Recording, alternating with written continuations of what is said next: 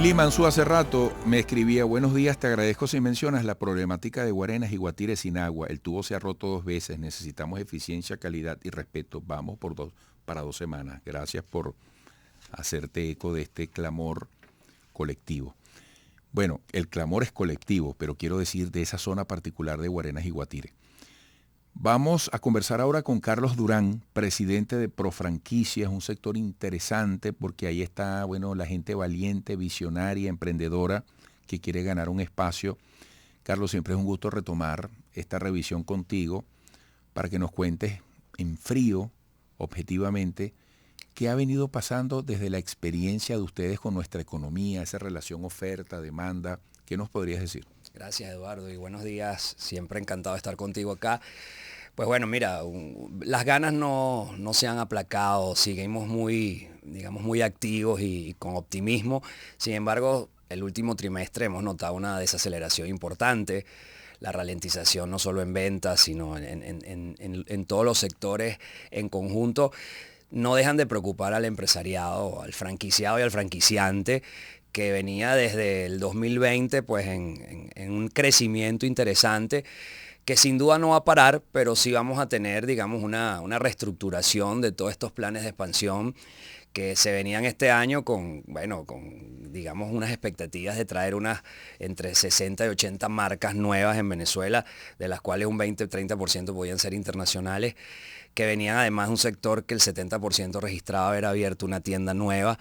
Ahora mismo quizás esos planes, si teníamos que abrir 20% más o 5 tiendas más, quizás abrimos 2.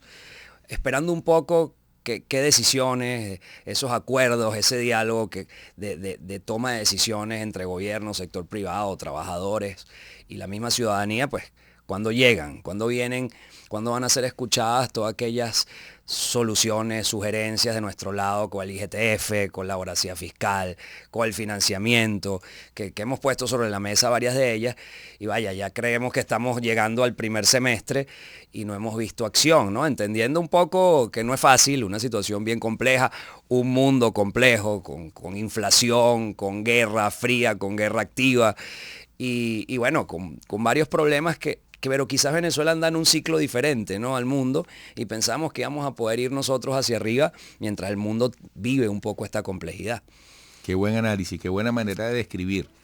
Además, Carlos, tú has dicho, las ganas no se aplacan en medio de lo que estás describiendo, que eso conmueve la nobleza de quienes siguen pensando en la construcción de futuro en Venezuela, que a pesar de que reconocen esta dificultad que los golpea, insisten en que las cosas pueden mejorar. Y tú lo has enumerado brevemente. Tú dices, hemos puesto sobre la mesa, oye, la necesidad de que se asuman los correctivos, los cambios, las atenciones que haya que aplicar en esos temas que tú enumerabas, ¿no? Y te digo, estos son temas despolarizantes, como diría el invitado anterior, de unidad nacional, porque aquí no es el tema de que si soy de gobierno o de oposición, es Venezuela. A nadie le puede convenir que a este país le vaya mal y se vaya por un barranco, ¿no? Totalmente, Eduardo. Mira, nosotros la semana pasada estuvimos en Maracaibo, hablando un poco de fuera de Caracas, que como hablabas tú de Guarenas ahora, pareciera que de Guarenas y de Hoyo de la Puerta hacia allá hay otra realidad y realmente hay que mencionarla. Pocos cientos de empresas en Maracaibo contribuyen con alcaldía, gobernación. Hablo de impuestos fiscales, parafiscales, y con esto mantienen la ciudad y es imposible. O sea, esto tiene que revisarse, pasa en muchos estados, pocas empresas o el empresario que ya viene, muchos desahuciados de 8 años de caída de la renta, de problemas de conectividad estructurales, de transporte, de combustible.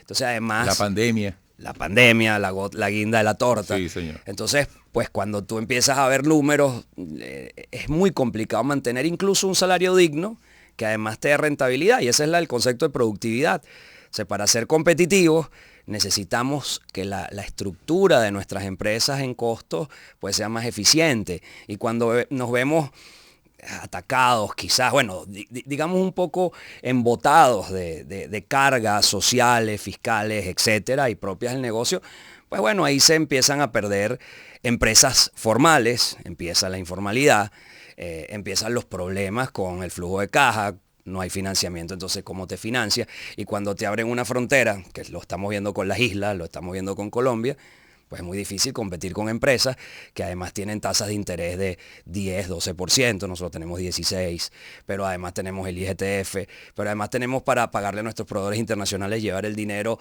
afuera y eso nos cuesta 3, 4% más, entonces tienes un 30% ahí que no tiene el empresario colombiano, sino tiene la mitad.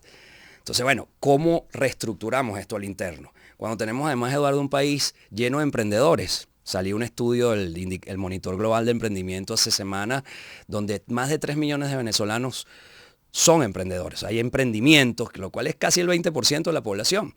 Pero resulta que de esos 3 millones, 90% lo hacen por necesidad.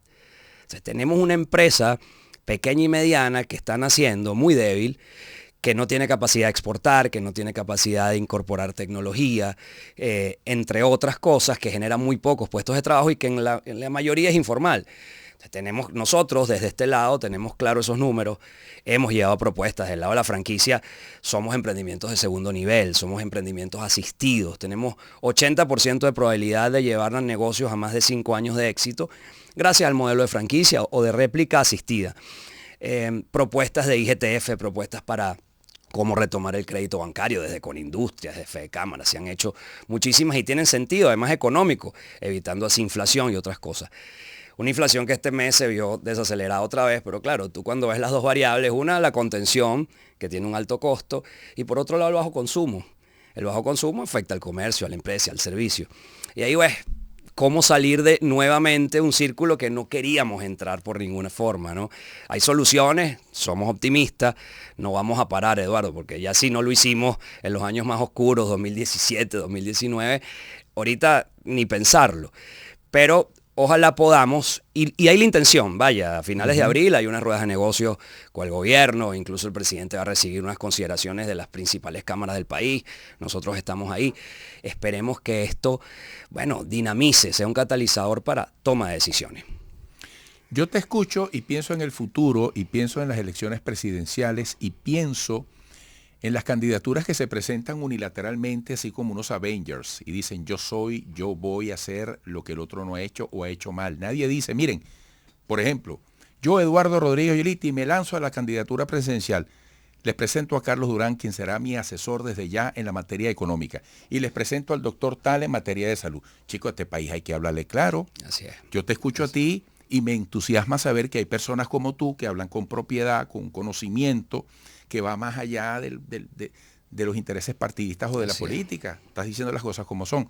Ahora, es innegable que el consumo se paró. Me queda poco tiempo, pero el consumo se paralizó y hay que atender eso, ¿verdad? Inmediatamente. Y políticas de dinamización las tenemos a la vuelta de la esquina. Muy lento, Eduardo.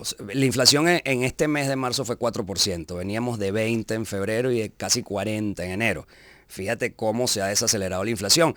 Parece un indicador positivo, sin duda lo es, pero si es a costillas del consumo, algún problema hay. Entonces hay un tema de salarios, no se han podido aumentar los salarios en el país. Círculo vicioso ahí. Y ahí hay un tema crítico porque pues si no destrancamos políticamente el tema allá arriba, sanciones, etcétera, ingresos petroleros, ingresos del gobierno para que estos salarios se activen, pues el consumo va a seguir ahí contenido porque además estás frenando a veces a la empresa privada con todos estos indicadores o variables que te comentaba IGTF y el largo etcétera que tenemos ahí. Bueno, Carlos, se me hace el tiempo corto, se nos hace a todos corto cuando estamos escuchando palabras como las tuyas. Te prometo que pronto volveremos a hablar, que vamos a mantenernos en este seguimiento. Carlos Durán es una persona que además ha sido reconocida por su carácter, su perfil de emprendedor, de empresario joven, y como lo pueden haber escuchado y visto como gran líder en la materia económica, con su ejemplo. Gracias, un gran abrazo, Carlos, hasta pronto. Para ti, un placer. Gracias. Carlos Durán, presidente de Pro Franquicias, donde nacen tantas esperanzas, tantos compromisos y tantos resultados para el país. Volveremos.